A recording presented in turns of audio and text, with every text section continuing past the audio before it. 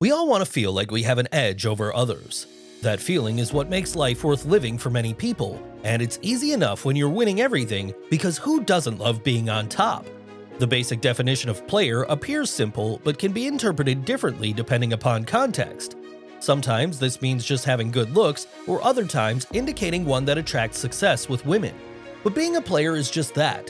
Somebody who gets all their girls, wins every little respect battle, and sometimes big ones, and always seems to win at life, even if it doesn't seem possible for them because they've got some kind of edge over other guys. If you're looking at a player, usually you can feel successful just by being around them.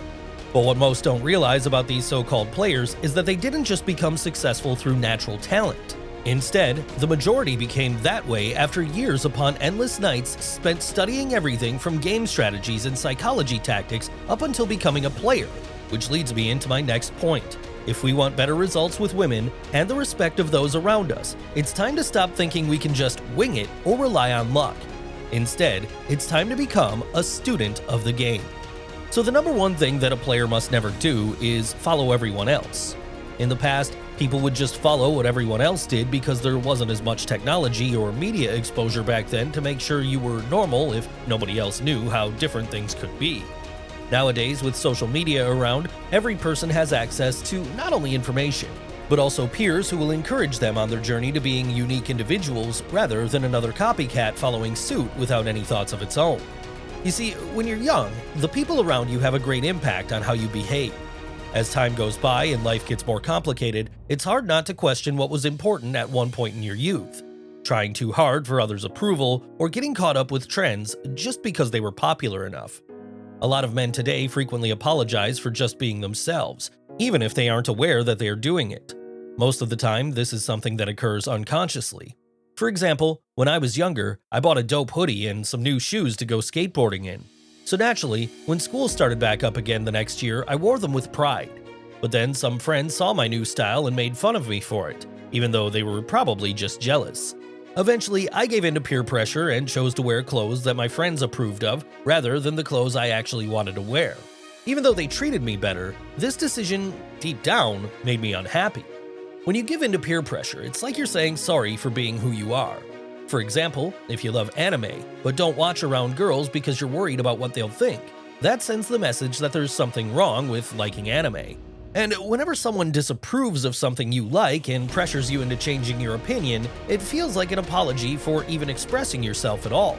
But really, what's happening is that you're apologizing for being yourself, and there's the problem with that.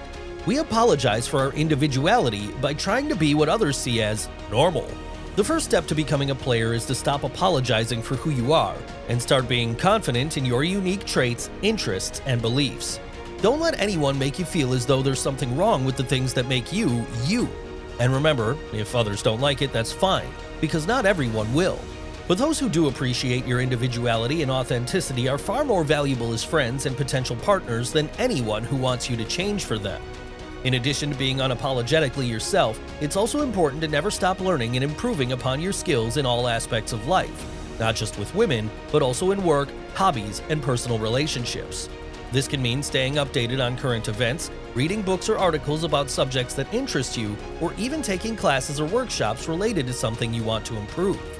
By constantly growing and expanding your knowledge base, not only will you become a well-rounded individual, but people will look at you with respect because they recognize the effort and dedication it takes to constantly improve oneself.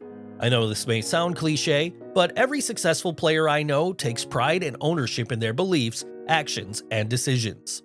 To sum it up, remember that becoming a player starts by being confident in your unique traits, constantly learning and improving yourself, and never apologizing for who you are. Don't wait for luck to strike. Start transforming into the successful player you want to be today. And always remember, those who don't accept and support you for being authentically yourself are not worth your time. Take pride in who you are and chase excellence in all aspects of life, and success will follow.